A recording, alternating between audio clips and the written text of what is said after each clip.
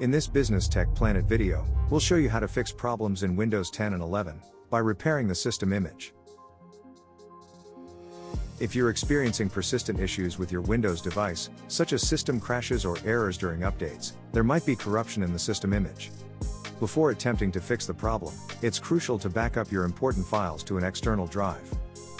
Once your files are safely backed up, press the Windows and X keys on your keyboard, or right-click the Start menu icon. From the pop-up menu, select Terminal Admin. When the terminal window opens, start by typing DISM in capital letters. Then leave a space. Next, type / online. And leave another space. Now type / cleanup-image. And leave a space. Finally, type / RestoreHealth. Then hit enter on your keyboard to begin restoring the system image.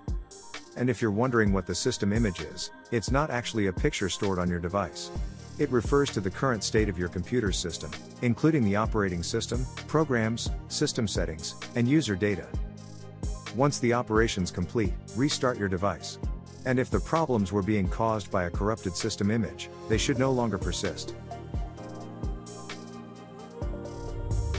That's all for this video.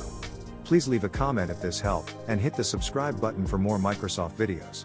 Also, for all the latest Microsoft news and free exclusive resources, be sure to click the link in the description and grab our weekly newsletter.